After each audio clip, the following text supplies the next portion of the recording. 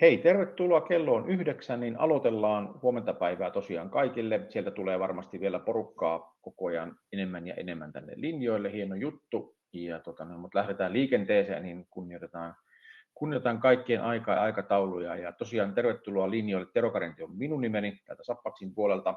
Ilo saada teidät tänne Siivouksen vallankumous-webinaariin. Käsitellään tänään vähän muutamia teemoja. Aloitellaan tässä Koivuniemen Jutan kanssa erityisesti näistä siivous- ja puhtaanapidon alaa koettelevista, mutta myöskin mahdollistavista trendeistä. Hyvää huomenta Jutta.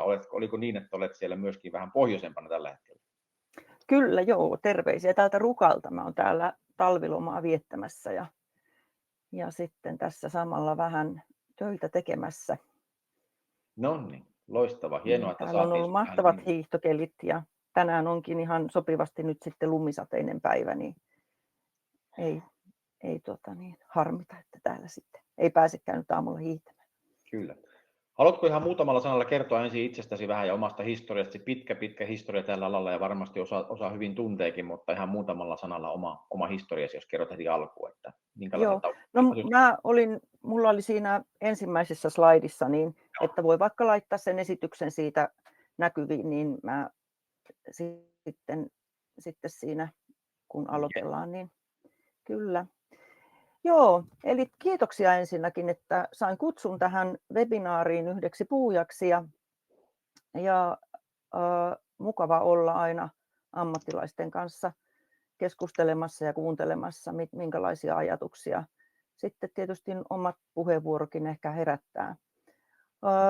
Mä oon monta kymmentä vuotta toiminut puhtausalalla erilaisissa tehtävissä ja pääasiassa nyt sitten viimeiset 20 vuotta niin erilaisissa asiantuntijatehtävissä ja kehittämistä ja siivoustyön menetelmä- ja aikastandardeja ja henkilöstökouluttamista. Ja nyt sitten viimeiset 9 vuotta mä oon tehnyt myöskin sitten tämän yrittämisen ohella niin tuolla Kokkolan kaupungilla puhtaus- ja ruokapalvelupäällikön tehtäviä ja sitten tällä hetkellä mulla on myöskin kaupunkitoimitilojen vastuualuepäällikön tehtävät. Et saan katsoa nyt tällä hetkellä puhtausalaa ja ruokapalvelualaa myöskin sitten sieltä niin kuin vähän laajemmasta perspektiivistä ja se on antanut kyllä ihan kivoja yhteistyömahdollisuuksia myöskin sitten ja laajentaa puhtausalan osaamista myöskin sitten sinne muun muassa meidän kiinteistöpalvelupuolelle. Et sielläkin on alettu tekemään työmäärämitoitusta ja tehdään tiivistä yhteistyötä sitten niin kuin kiinteistöpalveluiden kanssa. Mutta sitten mulla on tämä toiminimi Kehikko, jonka kautta mä teen sitten näitä puhtausalan ja palvelualojen ja johtamiseen liittyvää koulutusta ja kehittämishankkeita. Että toimintasektori on laaja ja töitä tuntuu riittävän, että aina oppii jotakin uutta. 2 samanlaista työpäivää ei varmasti mulla koskaan ole ollut.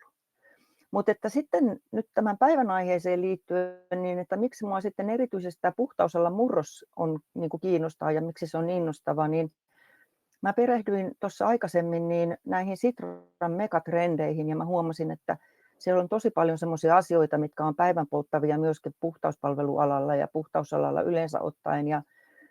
Ja siellä on toki niin kuin uhkakuvia meidän niin kuin luontokatoa ja ekologisuuden huolet ja murheet. Ja sitten on tietysti tämmöinen niin kuin ihmisten hyvinvointi yleensä ottaen laajemminkin planetaarisesti. Ja sitten tietysti nyt globaali maailmantilanne on se, mitä on. Ja sitten tietenkin tämä niin kuin digiloikka, mitä on tehty, että kuinka tasa-arvoisesti se sitten kohtelee ihmisiä yleensä ottaen näin niin kuin ihan globaalillakin tasolla, mutta myöskin sitten niin kuin ihan työyhteisön sisälläkin. Ja sitten tietenkin tämä ei vähäisimpänä, vaikka viimeisenä sen tässä nyt mainitsenkin, niin on niin kuin erilaiset talouteen liittyvät asiat. Puhtausala ja kaikki muutkin alat niin kärsii tällä hetkellä siitä huonosta taloustilanteesta, mikä meillä on ja mikä on niin kuin globaalisti. Eli nämä on oikeastaan ne uhkakuvat, minkä kautta sitten niin kuin lähdetään tässä webinaaripuheenvuorossa miettimään sitä, että miten nämä koskettaa puhtausalaa ja sitten mitkä meillä siellä on niin kuin vahvuudet ja mitkä meillä siellä sitten on semmoiset haasteet. Ja niistä voidaan sitten aloitella. Ja sanon tosiaan nyt vielä sitten, niin kuin näkyykin tuossa, että tämän webinaarin lähteenä pääasiassa on nämä Sitran megatrendit ja kannattaa ihan hakea niitä tuolta netistä. Siellä on tosi hyviä työkaluja vaikka esimerkiksi niin kuin työyhteisössä näiden asioiden käsittelyyn. Et suosittelen, siellä on valtava materiaalirepertuaari tarjolla, että katsokaa, jos ette vielä ole katsoneet. Mutta sitten voidaan mennä eteenpäin. Joo. Ja vielä sanon tässä ennen kuin mennään eteenpäin, niin että kaikki materiaalit saatte vielä jakoa ja toki tallennekin tulee sitten, mutta että pystyy sitten vielä palaamaan niihin. Mennään vaan eteenpäin. Joo. Eli sitten noiden uhkakuvien päälle niin oikeastaan voi sitten niin kuin piirtää nämä vaikuttamisen keinot, eli mitä me voidaan tehdä. Ja nyt 23 vuoden megatrendi vaikuttamisen keinojen ja muidenkin osalta niin on tätä päivitetty nyt niin kuin vuodelle 2024 ja siellä oikeastaan sitten tuohon ekologisuusajatteluun niin tällaisena niin kuin positiivisena ajatuksena onkin ruvettu ajattelemaan, että minkälaisen luontojalanjäljen me kukin jätämme jälkeemme ja ei ehkä puhutakaan enää niin kauheasti siitä semmoisesta uhkakuvasta, vaan siitä, että me jokainen voidaan tehdä tälle asialle jotakin. Sitten on tosi hyvä, että me osataan ajatella niin kuin taloutta myöskin positiivisen kautta, eli niin kuin tämmöisen tehokkuuden kannalta. Mitä me voidaan itse tehdä sen eteen, että me pärjätään paremmin. Ja sitten jos ajatellaan niin kuin ihmisten hyvinvointia, niin nämä megatrendit niin kuin lähtee vaikuttamisen näkökulmasta tällä hetkellä siitä, että mietitäänkin tällä tavalla niin kuin planetaarisen terveyden kautta, eli millä tavalla me pystytään turvaamaan kaikille maailman ihmisille semmoinen hyvä terveys ja miten me voidaan tehdä niin, että me meidän maapalloa tuemme niin, että sitten myöskin ihmisten hyvinvointi paranee. Eli se on niin kuin pieni yksittäinen ihminen tuolla keskiössä. Ja sitten, niin kuin me kaikki tiedetään, niin tämmöinen geopoliittinen valtataistelu ja kriisi kyllää. Ja sieltä sitten, mikä se vaikuttamisen mahdollisuus on, niin on se keskinäinen luottamus ja semmoinen yhteen hiilen puhaltaminen ja yhdessä tekeminen, että niitä on sitten tuolla alettu niin kuin korostamaan ja tuomaan esille, että valoa on näkyvissä siellä tunnelin päässä. Ja sitten, niin kuin kaikki me tiedetään, että viimeisen vuoden aikana niin tekoäly on ehkä semmoinen, mikä on tullut tähän meidän jo aiemmin niin kuin meneillään olevaan digiloikkaan aivan niin kuin valtavalla volyymilla ja kuinka paljon se tarjoaa niin kuin puhtauspalvelualallekin tällä hetkellä työvälineitä asioiden kehittämiseen. Että tässä on oikeastaan, ja nyt me lähdetään sitten käsittelemään jokaista näitä eri vaikuttamisen keinon kohtaa niin dialta sitten ja kootaan tässä semmoinen puhtausalan tulevaisuuden tämmöinen tarina sitten lopuksi näistä kaikista, että siirrytään vaan sitten eteenpäin. Eli aloitetaan tästä talouden murroksesta. Mitä se tuo niin kuin meille ja minkälaisia työkaluja meillä on sitten siihen vaikuttamiseen.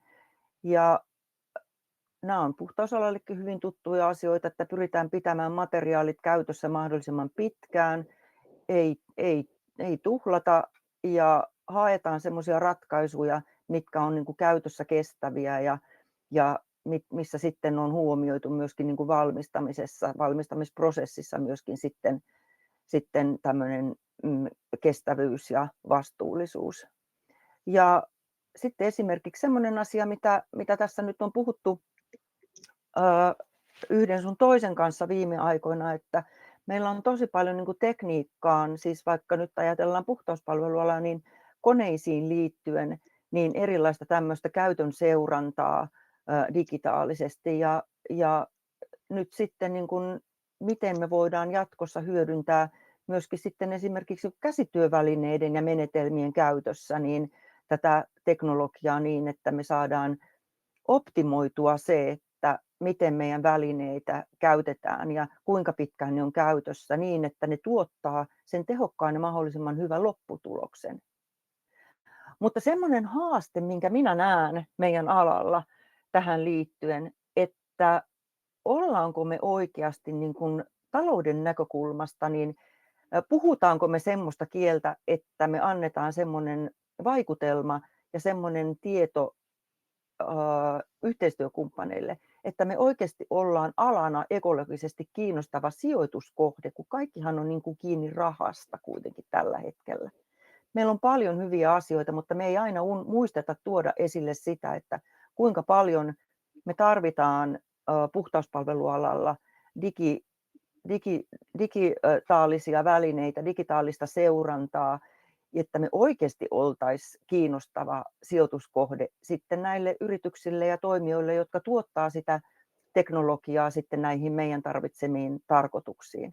Mutta sitten toisaalta mä näen vahvuutena sen, että puhtausalalla on aina opittu elämään resurssien mukaisesti. Meillä on tosi tarkka kustannusseuranta, mitoitukset, kustannuslaskenta. Eli tämä, että me eletään talouden vaatimien resurssien mukaisesti, niin se ei ole meille millään tavalla uutta. Ja mä näkisin sen, että myöskin sitä me voitaisiin tuoda esille niin, että me sitä kautta tullaan myös niin kuin kiinnostavaksi kohteeksi sijoittajien näkökulmasta. Eli tuo tämmöinen positiivinen tehokkuusajattelu. Jotkut pitää tuota tehokkuusajattelua tällä hetkellä vähän niin kuin kirosanakin, mutta mä ajattelen kyllä toimintojen kehittäjänä, että kun me tehdään asioita tehokkaasti, niin me annetaan myöskin sitten resurssia kehittämiseen ja resurssia myöskin sitten niin kuin työntekijöille töiden tekemiseen hyvin ja huolellisesti ja taloudellisesti. Sopiiko Jutta tähän väliin heittää sulle kysymys itsekin, kun aikoinaan 5,5 vuotta tuolla julkisen sektorin puolella oli, ja totta kai julkisilla varoilla, kun kilpailutetaan ja pitää olla tarkkana totta kai niiden varojen kanssa, että minkälaisia hankintoja tehdään, niin yleinen ajatus monesti tuolla palveluntuottajapuolella on se, että sinne julkiselle puolelle ja sinne tehtäviin palveluihin, tuoteinnovaatioihin hirveästi ei kannata satsata. Eli juurikin tämä, että onko kiinnostava sijoituskohde, johtuu siitä, että kun pitkälti kilpailutaan sillä hinnalla, niin miten sä näet tämän yhtälön tavallaan, että mihin, jos mietitään vaikka puhtana pidollaan kustannusrakennetta, niin kuinka tärkeänä sä näet sen niin kuin hinta versus laatusuhteen? Se on tosi tärkeää ja kyllä tämä on ihan totta, että monesti kilpailutetaan pelkällä hinnalla, mutta ihan ainakin niin kuin itse kokemuksesta voin sanoa, että meilläkin julkisessa organisaatiossa, niin esimerkiksi meillä kuntapäättäjät vaatii tällä hetkellä ja toivoo meiltä niin kuin huomattavasti paljon muutakin kuin pelkästään sitä, että mitä se tuote maksaa, vaan meiltä odotetaan myöskin sitten niin kuin laatukriteereitä ja sitä painotusta niin, että pisteytetään asioita myöskin niin kuin laadun osalta. Ja sitten tietenkin siellä yhtenä tosi isona asiana niin on nämä erilaiset vastuullisuuskriteerit. Että kyllä sille annetaan painoarvoa sille muullekin, mutta totta kai sitten se hinta siellä on niin kuin yhtenä tärkeänä, mutta että se vaatii meiltä sitä taitoa niin, että me osataan oikealla tavalla pistää sinne myöskin sitten niitä laatukriteereitä. Ja se, mikä tuolla sitten on minusta myös tämmöisenä vahvuutena, niin on se, että jos me ajatellaan, sanoit tästä kustannusrakenteesta, niin vaikka tietenkin niin kuin välineet ja aineet ja tarvikkeet on puhtausalla niin kuin koko kustannusrakenteesta tosi pieni osa, niin se, että meillä puhtausalan tuotekehitys panostaa tosi vahvasti ekologisuuteen ja kestävyyteen, niin se on yksi asia, mitä me voidaan myöskin niin kuin kilpailutuksissa verrata ja huomioida, että kuka tekee sen paremmin, niin on paremmat mahdollisuudet päästä myöskin sitten niin kuin tavaran toimittajiksi. Että kyllä tässä on niin kuin tämän talouden näkökulmasta paljon vahvuuksia ja paljon myös mahdollisuuksia, kun vaan osataan käyttää niitä. Yes. No sitten ihminen, me tiedetään, kun kustannusrakenteesta puhutaan, niin puhtausalalla se työntekijä ja työn tekeminen niin on se suurin kustannustekijä. Puhutaan jopa niin kuin 80-85% osuudesta pelkästään siitä niin kuin työn tekemisen kustannuksista. Ja sitten kun ajatellaan, että miten ihmisten ajatus, esimerkiksi nuorten työntekijöiden ajatus on muuttunut siitä, että mitä niin kuin hyvä työelämä on, niin ei irroteta enää niin kuin hyvää työtä ja hyvää elämää, vaan ajatellaan, että se työ on osa sitä elämää ja sitten sen työn pitää tuottaa myöskin niin kuin muuta tyydytystä kuin pelkästään se raha. Ja tämmöiset niin kuin kestävät elämäntavat, sosiaaliset suhteet ja se, että koetaan työstä merkityksellisyyttä ja saadaan se merkityksellisyyden kokemus, niin niillä on tutkimusten mukaan tällä hetkellä niin kuin huomattavasti suurempi merkitys ja vaikutus nimenomaan niin kuin esimerkiksi nuorten alalle tulevien työntekijöiden mielissä. Halutaan toimia jonkun yhteisen hyvän puolesta, halutaan toimia niin kuin vastuullisuuden puolesta. Ja siinä mä näen, että meillä puhtauspalvelualalla olisi semmoinen suuri työ vielä, että me osattaisiin niin kuin sanottaa sitä meidän rekrytointia ja tekemistä ja työtä niin, että me oikeasti toimitaan vastuullisesti ja me tehdään semmoista niin kuin, paikallista ja globaalia hyvää. Se olisi yksi semmoinen houkutteleva tekijä. Koska meillä on tuolla haasteena niin tämä henkilöstön ikääntyminen ja henkilöstön väheneminen työmarkkinoilta. 2030 vuonna tällä hetkellä niin kuin työelämässä meillä olevista niin on työelämässä enää noin 1/3. Eli meillä on niin kuin tosi iso haaste siihen, että mistä me saadaan meidän alalle uusia työntekijöitä. Ja sitten miten me siirretään näiden meidän nykyisten osaavien työntekijöiden hiljainen tieto eteenpäin ennen kuin he poistuu sitten työmarkkinoilta. Mutta sitten mitä meillä on vahvuutena, niin on se, että jos te ajattelette, että minkälaisissa kaikissa eri ympäristöissä puhtausalan ammattilaiset toimii, niin meidän ala on niin monimuotoinen, että me pystytään tosi hyvin tarjoamaan meidän työntekijöille joustoa erilaisiin elämäntilanteisiin. Ja sehän on se nyt, mikä on tällä hetkellä, mikä työntekijöitä niin kuin kiinnostaa, että kuinka paljon työnantaja pystyy joustamaan heidän omiin sen hyvän elämän asettamiin tämmöisiin niin kuin rajoitteisiin ja tarjoamaan mahdollisuuksia siihen, että pystyy joustamaan siellä työssä ja panostamaan myöskin sitten siihen muuhun elämään kuin siihen työhön. Eli siihen halutaan panostaa sen kokonaisvaltaiseen hyvinvointiin. Ja siihen panostetaan kyllä myöskin sitten kun työnantajan näkemyksestä, niin mun mielestä puhtausalalla tällä hetkellä varsin hyvin. Ja sitten tietenkin, jos ajatellaan taas ihan sitä ruohonjuuritason tekemistä, niin meillä on tosi pitkät perinteet menetelmäkehityksessä. Ja puhtausalan työvälineet, ammattikäyttöön tarkoitetut työvälineet tukevat kyllä työhyvinvointia. Ja siellä on yksi semmoinen niin kuin myöskin ihan semmoinen niin kuin perusasia, mitä meidän pitäisi myöskin niin kuin muistaa markkinoida, että meillä ihmiset saavat tehdä työtä ammattimaisilla ammattikäyttöön suunnitelluilla työvälineillä. Toi on varmaan välikommenttina yksi keskeinen osa tätä päivää, että jos mietitään ylipäätään työelämää, että on se sitten niin kuin ICT-puolella, puhtaanapitopuolella, missä vaan, niin ne työvälineiden, niin niiden moderniusmerkitys on sellainen, mikä vaikuttaa isosti siihen, että toki työhyvinvointiin nykyisillä työntekijöillä, mutta erityisesti siihen niin työnantajabrändiin, että miten se näkyy, että niitä välineistöä käytetään, niin sillä varmasti on tulevaisuudessa yhä isompi merkitys. Kyllä.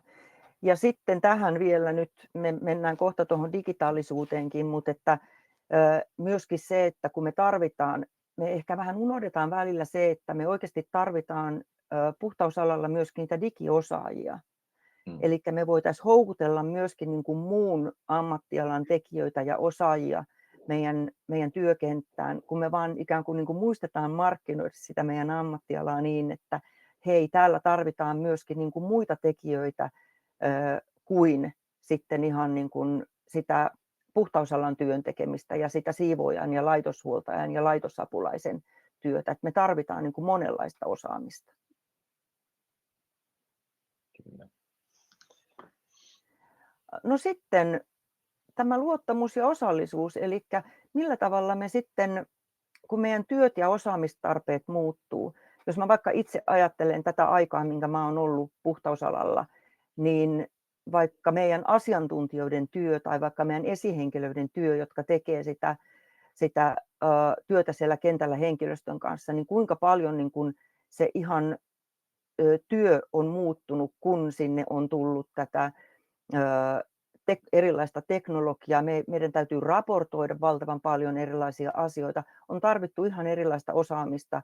Viimeisen 3 vuoden aikana työ on muuttunut aivan valtavasti. Sitten tämä ylisukupolvisuus, kun me mietitään, että meillä työntekijät ikääntyy. No just oli viime viikolla Hesarissa, että nykyajan niin kuin, oliko se nyt 60, on niin kuin aiemman aikakauden 40, eli ihmisten terveys, ihmisten hyvinvointi on niin paljon parempaa tällä hetkellä kuin mitä se on ollut aiemmin, että ikä ei ole tällä hetkellä osaamisen kannalta ratkaiseva. Ja se on semmoinen hyvä ja tärkeä asia, mikä meidän niin kuin työnantajan näkökulmasta pitää muistaa, että me muistetaan myöskin sitten käyttää näiden jo kypsässä iässä olevien työntekijöiden osaamista edelleen, eikä ajatella, että heidät siirretään sitten pois työmarkkinoille. Sitten meillä on tämmöisiä uudenlaisia vaikuttamisen keinoja. Some muun muassa semmoinen, mikä on tullut meille niin kuin työnantajan näkökulmasta tosi tärkeäksi elementiksi, minkälaista työnantajakuvaa me luodaan. Ja no sitten tietysti nämä ekologiset kestävyydet ja niistä tiedottaminen ja niistä puhuminen on semmoisia, mitkä yhdistää meitä eri alojen ja eri ammattialojen kanssa. Eli meillä syntyy sitä työtä koko ajan erilaisille uusille aloille ja myöskin meidän puhtauspalvelualalle syntyy koko ajan uutta erilaista osaamisen tarvetta. Sitten tämä rohkeus kyseenalaistaa ja tehdä asioita eri tavalla, niin se on semmoinen yksi tosi tärkeä vaikuttamisen keino. No sitten tuosta nuo osaajatekijäpullat on tietysti semmoinen meidän haaste ja osataanko me nähdä tätä meidän oman alamme ammatillista erityisyyttä, mistä nyt tässä on monta esimerkkiä jo tullut sanottuakin. Ja sitten tämä ostaminen, mistä tuossa kysyit vähän aikaa sitten, niin että osaammeko me ostaa niin kuin kokonaisuuksia, että me ei mennä ikään kuin liian semmoiseen pieneen pipertämiseen, vaan että me nähdään, että mitä me tarvitaan tällä hetkellä, mitä me tarvitaan tulevaisuudessa, minkälaisille aikajanoille me tehdään meidän palvelusopimukset ja kaikki tämmöinen niin kuin, asiakkuuksia parantava ja asiakkuuksia turvaava työ on minusta tästä, niin kuin tässä osallistamisessa ja osallisuudessa semmoinen toisaalta haaste, mutta myöskin sitten niin kuin mahdollisuus. Tuo on hyvä huomio, jos saan jälleen kerran vähän keskeyttää, niin tuo ostaminen, menetelmät keskiössä ja ylipäätään ne aikarajat, tässä on huomattu tiettyjä kilpailutuksia, jotka on vaikkapa todella pitkäksi aikaa optiokausinen, ja kun puhutaan siitä, että kaivataan erilaista osaamista, myöskin tänne digitalisaatio tulee kovaa vauhtia, siellä puhutaan niin kuin tuossa Petteri Heinosen kanssa vähän myöhemmin mennään uusiin tuotekehityksiin, mutta pointti on se, että jos tekee kovinkin pitkällä ajalla niitä, niin siinä ajassa kerkeää tapahtua todella paljon, ettei myöskään lukita itseään siihen kiinni sitten, että nämä on hyviä huomioita. Kyllä, joo. Ja sitten mä näen, että meillä vahvuutena puhtausalalla on tämä koulutuksen ja osaamisen arvostus. Meillä on mahdollisuus edetä siellä omassa työssään ja omalla urallaan tosi nopeastikin. Koulutus on monipuolista ja laaja-alaista ja tosi laadukasta. Voidaan mahdollistaa meidän työntekijöille erilaiset urapolut ja tosi pitkät urapolut niin, että lähtee ihan sieltä niin kuin ruohonjuuritasolta ja sitten etenee ties kuinka pitkälle siinä omalla urallaan ja voi myöskin tehdä sitten niin kuin ikään kuin ei aina tarvitse välttämättä niin kuin edetä ylöspäin, vaan voi myöskin niin kuin vaihtaa erilaisiin työympäristöihin. Ja tämä on semmoinen, minkä mä näen meidän alalla niin tosi isona vahvuutena, että me pystytään tarjoamaan ihmisille myöskin niin kuin vaan erilaisia vaihtoehtoja.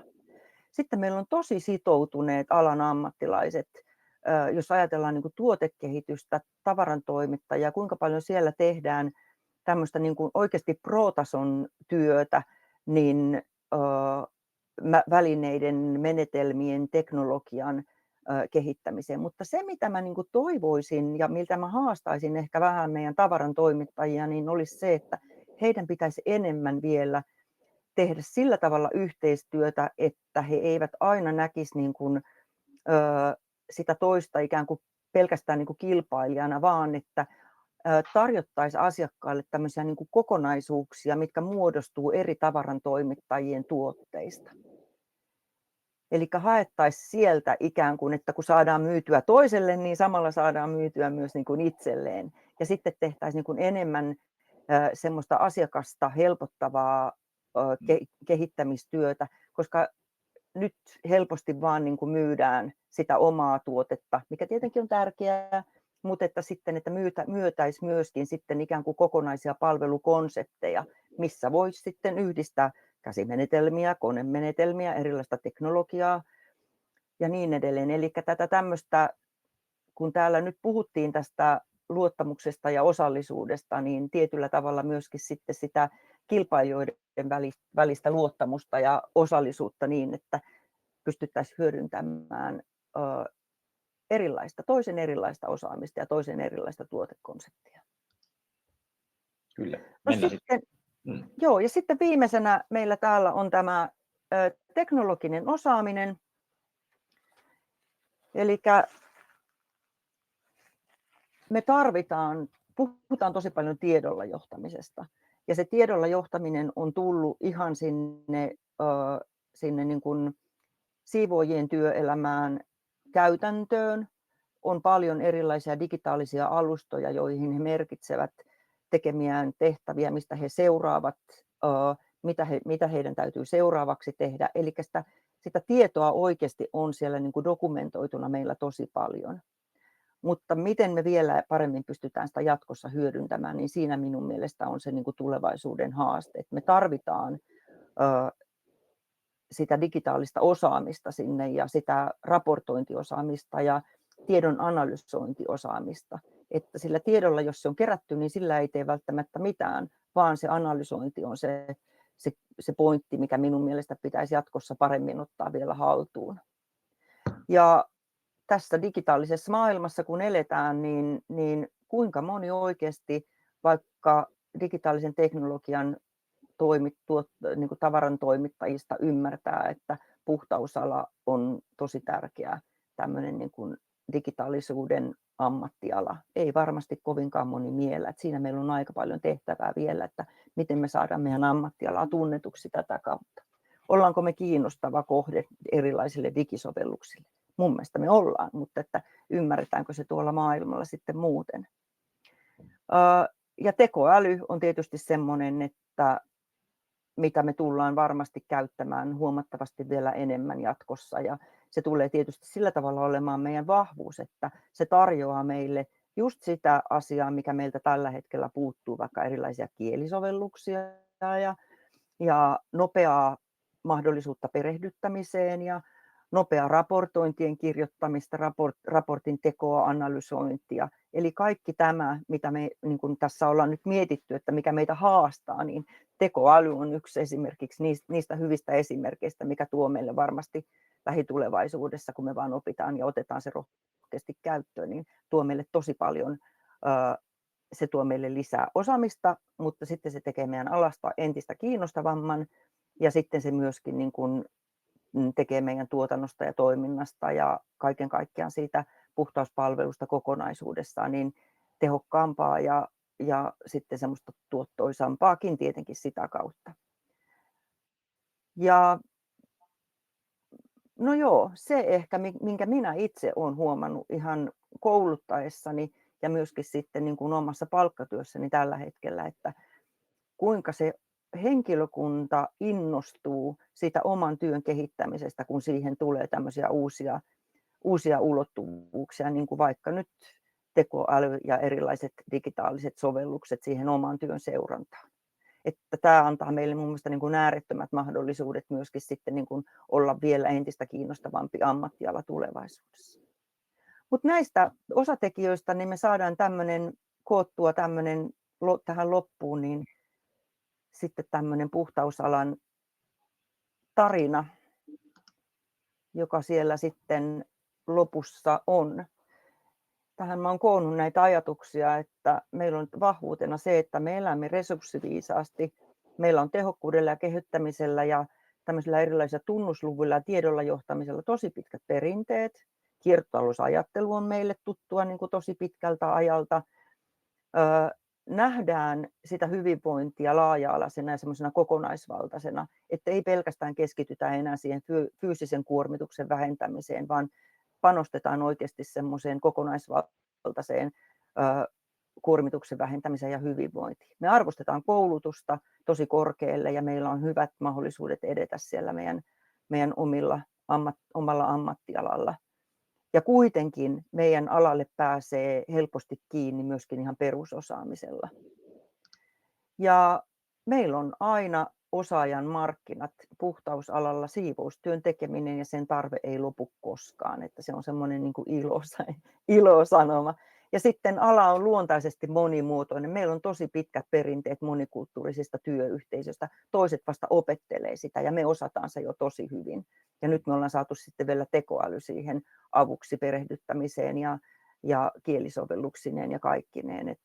Ja sitten meillä on apuna tosi vahvasti sitoutuneet alan ammattilaiset. On tosi paljon ihmisiä, jotka on tehnyt niin kuin koko työuransa puhtauspalvelualalle, vaihtanut välillä vähän näkökulmaa, mutta pysynyt siellä alalla kuitenkin.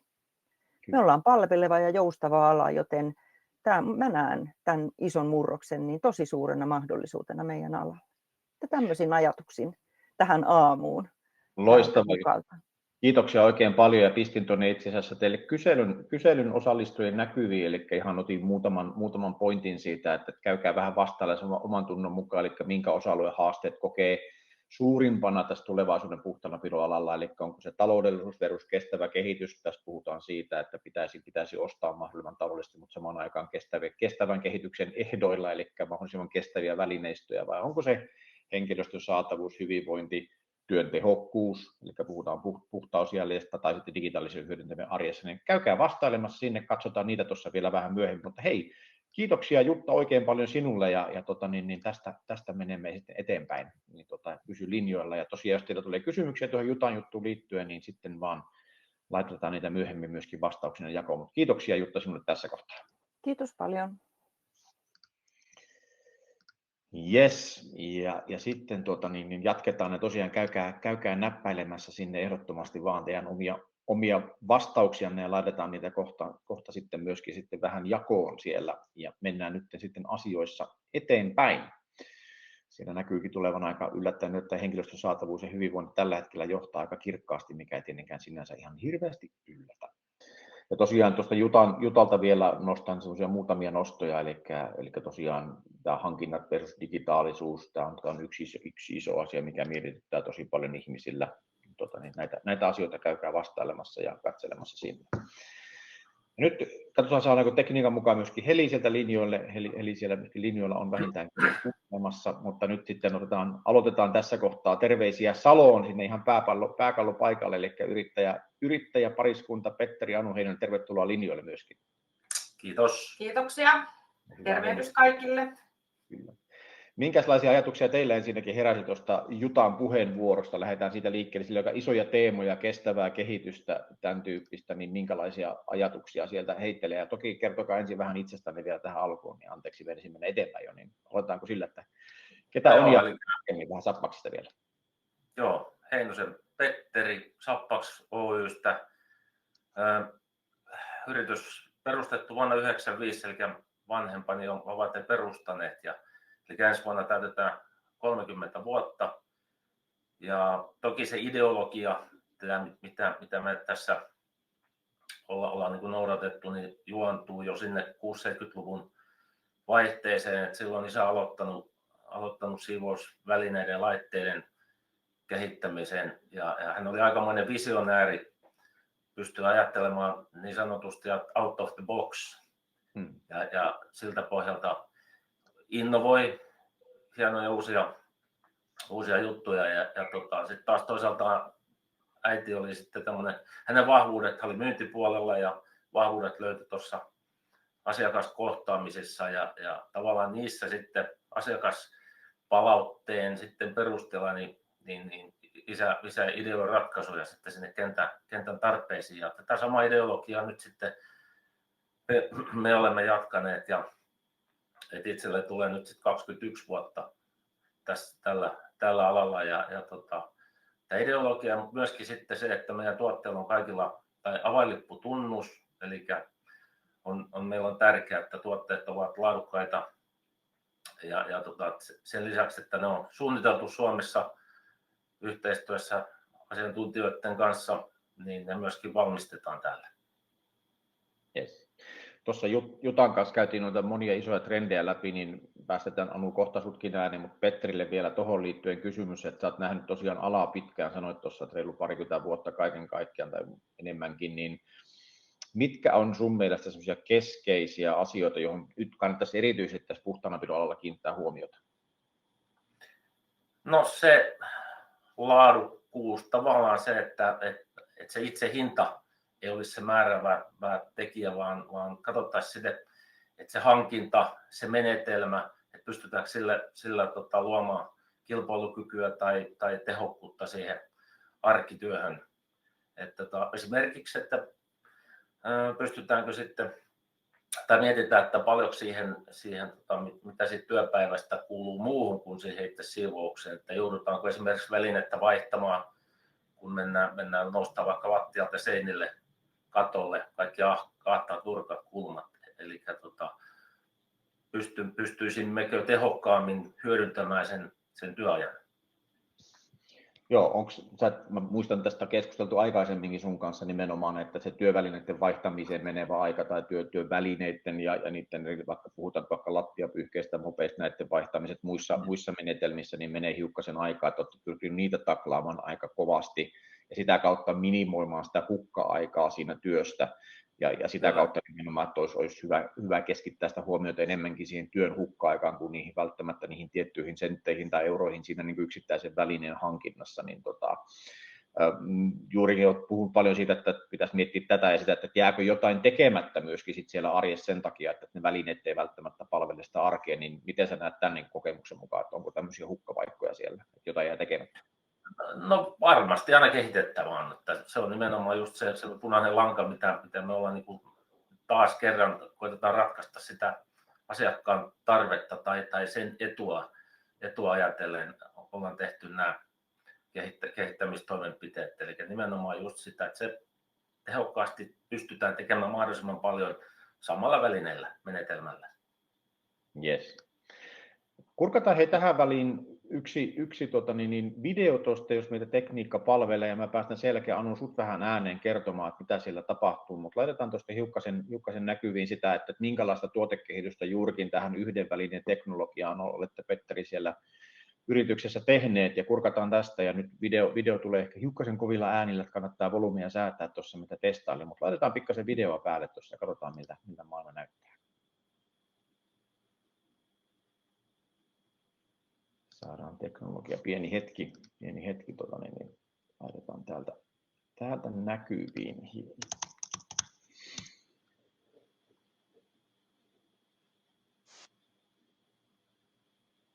Teknologia hiukan tökkii, mutta pahoittelut siitä. Otetaan uusi yritys.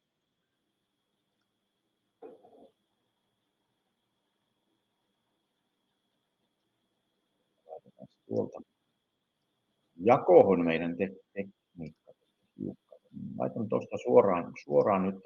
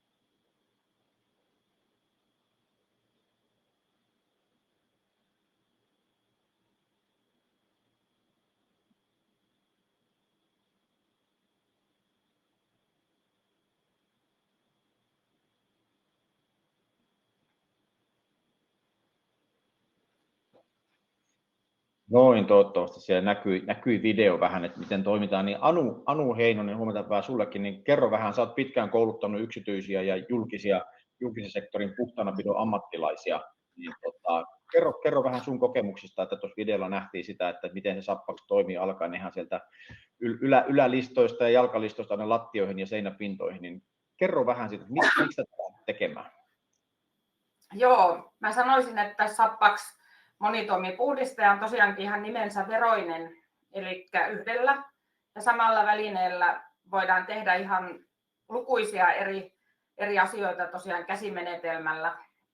Eli ihan yläpölyjen pyyhintää, seinien pyyhintää, lattioiden puhdistusta, kalusteiden puhdistusta, ihan monia eri kohteita ja myöskin yläpölyjen pyyhintä usein tapahtuu kuivana, mutta meidän menetelmällä voidaan myöskin se nihkeä pyyhkiä. Meillä löytyy siitä myöskin ihan menetelmästandardi. Eli siinä otetaan kulmanivel vielä sitten käyttöön, niin onnistuu hienosti sitten sieltä korkealtakin kaappien päältä se pölyjen pois saaminen. Ja myöskin ihan ikkunoiden pesu, ikkunoiden kuivaus onnistuu tällä samalla menetelmällä. Ja tässä nyt sitten tulikin tuonne ruutuun tämmöinen, missä on nämä menetelmästandardien neliöt, eli ihan yhdellä putkipyyhkeellä, kun puhutaan nihkeä pyyhinnästä ja 50 senttiä leveästä työvälineestä, niin jopa 154 saadaan puhdistettua yhdellä putkipyyhkeellä. Tämä kaikki riippuu tietysti siitä, että kuinka likasta on ja kuinka paljon on kalusteita siinä tilassa, mutta että 40-154 sillä yhdellä putkipyyhkeellä, niin siinä säästää hyvin sitä työaikaa, kun ei tarvitse sitten pyyhkeitä vaihtaa sitten tai moppeja siinä välissä. Ja putkipyyhe todellakin pysyy paikoillaan, se ei lähde karkuun, se ei jää mihinkään nahtaaseen väliin tai koloon tai matalan kalusteen alle, mikä taas ehkä turhauttaa sitten siinä työtä tehdessä, vaan pysyy hyvin paikoillaan ja myöskin sinne ylös vietynä, niin se ei putoa sieltä niskaan ja harmita näin siinä sitten, vaan onnistuu kaikki tämmöinen loistavasti tämän meidän patentoidun menetelmän ansiosta.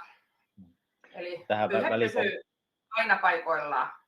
Kyllä, joo, ja tähän välikommenttina, että tästä kun palataan vaikkapa siihen Jutan osuuteen, että mikä on se niin kuin henkilöstön työhyvinvointi ja tämmöiset modernien työvälineet, niin tästä on paljon siivousliikkeitä ja myöskin vaikkapa tuolla Pietarsaaren puolella, missä Alerte käyttää niin kuin menetelmää siellä heidän omissa julkisissa tiloissaan, niin juurikin tämä, että ei tarvitse parantaa sitä ergonomiaa ja myöskin työturvallisuutta ei tarvitse kiipeillä erikseen, vaan että samalla välineellä pääsee aloittelemaan sieltä ylhäältä ja tulemaan sitten pikkuhiljaa sitten sinne niin kuin alaspäin ja myöskin käyttää niitä muita pintoja sitten. Kyllä. Joo, se työturvallisuus on myös sellainen hyvin tärkeä asia ottaa huomioon, että vartta säätämällä ja sitten just se kulmanivel ottamalla vaikka siihen vielä lisäksi, niin ulotutaan erittäin hyvin sitten sinne tämmöisten pukuhuonetilojen kaappien päälle esimerkiksi. Ja sitten meillä on nämä putkipyyhemateriaalit on tosi laadukkaita, eli kestää useita pesukertoja.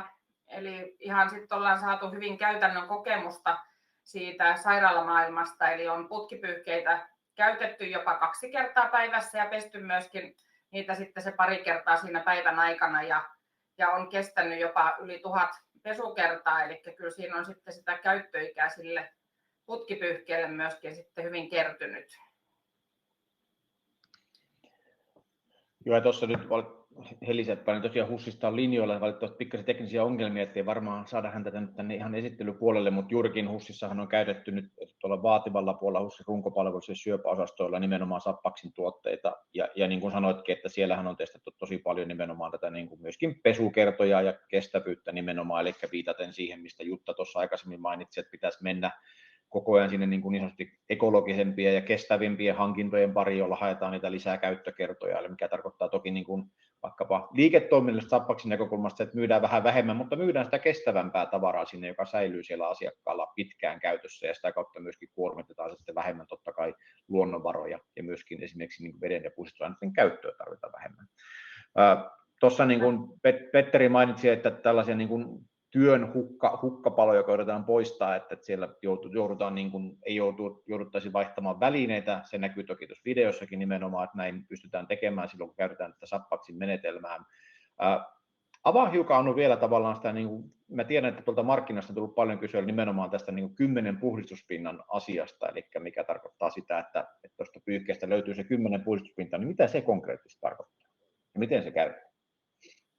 Joo, siinä on putkipyyhkö laitettu paikoilleen, niin edetään sitten siinä aseptisessa järjestyksessä, eli aina se lika kulkee edellä ja puhdas tulee siellä perässä ja saadaan nostettua runkoa putkipyyhkeen sisällä niin, että sieltä löytyy tosiaan, kyllä sieltä useita pintoja löytyy, eli kehä on putkipyyhkeessä noin 30 senttiä Ja siinä tietysti päällipuolelle jää sitä puhdasta pintaa, mikä taas on hyvä sitten, kun pitää vaihtaa putkipyöt pois, niin saadaan se tehtyä hygienisesti. Mutta kyllä sieltä ihan sitten sentti sentiltä voidaan siirtää sitä runkoa. Ja tämä meidän kumin terä on tiiviisti sitten tämän putkipyyhkeen mikrokuitumateriaalin kanssa sitä pintaa vasten ja näin nostaa sen lian siihen putkipyyhkeeseen. Ja aina sitten nostetaan hiukan runkoa taas sentti pari siitä puhtaamman puolelle ja taas jatketaan, niin aina on uusi puhdas kohta sitten käytössä, kun edetään siinä siivousta tehdessä. Ja koulutuksissa mä olen huomannut semmoisen, että kun ihmiset siellä lähtee niin kuin testailemaan ihan jo siinä koulutustilaisuudessa sappaksia ja rupeaa kokeilemaan, että mitä kaikkea sillä voi tehdä, niin se on ihana huomata, kun sieltä lähtee mielikuvitus ja ajatukset laukkaamaan ja ruvetaan miettimään, että mihin kaikkialle tämä väline todellakin soveltuu. Eli sieltä löytyy aina sitten semmoisia erikoiskohteita, mitä ei ole ehkä ajateltu aikaisemmin, että voisikin tällä samalla kerralla, eikä vasta sitten, kun tulee joku perussiivous tai muu, vaan ihan siinä arkipäivän siivouskerralla voisikin ehkä samalla ottaa just sen yläpölyn tai seinän tai jalkalistan tai sitten sairaaloissa on paljon niitä semmoisia listoja siellä seinän puolivälissä, niin siitäkin ihan samalla välineellä vähän vartta lyhyemmäksi, niin saadaan nostettua se siihen puoliväliin ja taas onnistuu se samalla kertaa kaikki. Kyllä, loistavaa ja totta kai paljon teknisiä yksityiskohtia on, mitä sitten löytyy tuolta teidän kotisivulta vielä lisää ja löytyy käyttöohjevideosta, mistä näkee konkreettisesti, että miten se käyttö sujuu ja miten siinä on tämä ergonomiassa huomiot, kannattaa niitä käydä kurkkimassa. Mennään siitä sitten vähän eteenpäin, eli tuossa niin kuin Petteri mainitsit puheenvuorossa, että totta kai tämä niin kuin töiden kehittäminen on niin kuin tärkeää miettiä, että millä menetelmillä sitä tehdään, että pystytään tekemään yhdellä välineellä, mutta mainitsit myös sanan tuotekehitys, mikä toisaalta tuli Jutankin puheenvuorossa, että siihen pitäisi pystyä tällä alalla satsaamaan, niin haastan tässä hiukkasen tavallaan, nyt pistetään tuosta yksi kuvajako, mistä pääset vähän selittämään, eli teette Sappaksilla jatkuvaa tällaista kehitystyötä siellä arjen palautteiden pohjalta, niin tässä on nyt muutama nosto. Mä haastan sut pikkasen kertomaan vaikkapa vähän taustaa. Mä tiedän, että teillä on tämmöinen hauska tehotassu, joka on tehty samasta materiaalista kuin tuo Anu mainitsema putkipyyhe tuossa kaksosteräkuivaamassa. Niin kerro vähän vaikka ton taustasta, miten toi syntyi? No itse asiassa se tuli tuossa niin kuin tuotantoprosessin tämmöisestä, ei nyt mitään muuten pystytty hyödyntämään, eli siitä jäi tämmöinen sivumateriaalivirta ja sille mietittiin, että mitä käyttöä sillä olisi ja sitä kautta kehitettiin tämä niin sanottu tehotassu, eli se on tasopyyhkeen tapainen, mutta riippuen jos on esimerkiksi hanat, porraskaiteet, ovenkahvat, tämän tyyppiset, mikä on ehkä tavallisen tasopyyhkeen kanssa hieman haastavaa, niin tämä on tämän tyyppisellä, me pystytään sen niin kuin pyyhkimään tai käyttämään tätä niin kuin tavallaan kohteessa, missä tasopyyhkekin toimii, mutta tämä pysyy helpommin kädessä. Sitä voi pyörittää siinä kädessä, että löytyy siitäkin sitä uutta puhdasta kohtaa ja vaikka kristallikruunun nämä kristallit voi yksitellen pyyhkiä tällä toimii. Tämmöistäkin on kokeiltu ja testattu.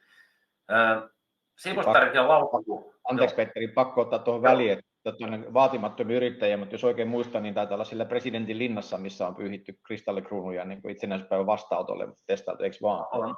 On aikana ainakin, joo, kyllä. Joo. Kyllä.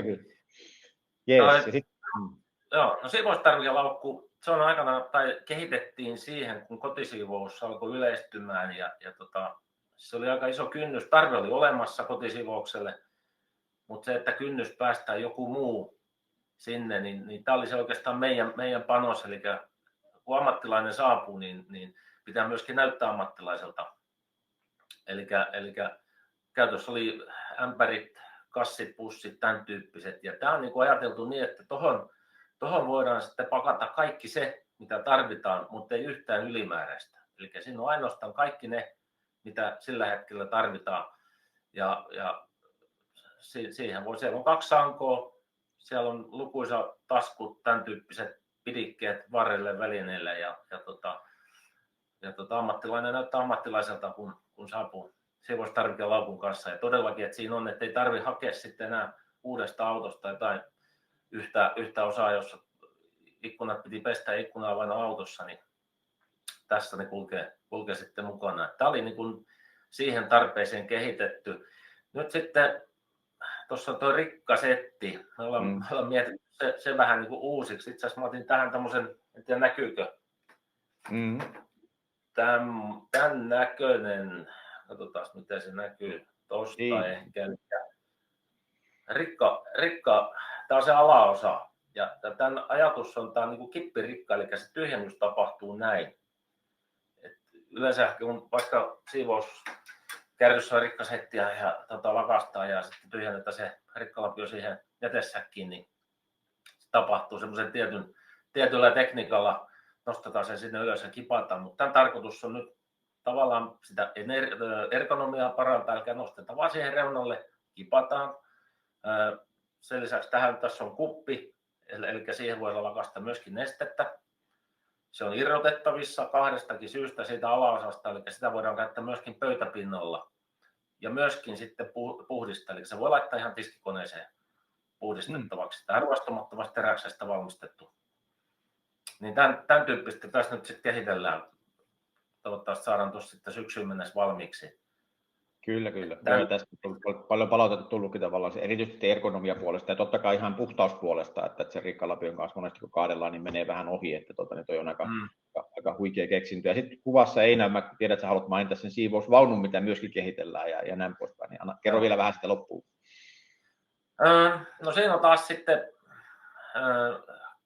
tavallaan keskustelun kautta taas se asiakaspalaute. Tämä ei ole niin kuin tullut semmoisella, tämä on niin kuin monien vuosien aikana kerätty tietoa ja keskustelun kautta esimerkiksi aina kuulee, kun siivoja saapuu tai puhtaanapitotyöntekijä saapuu, eli ne välinevarret heiluu siinä ulkopuolella. Että meillä on kaikki pakattu sinne vaunun sisälle tukevasti, pysyy siinä.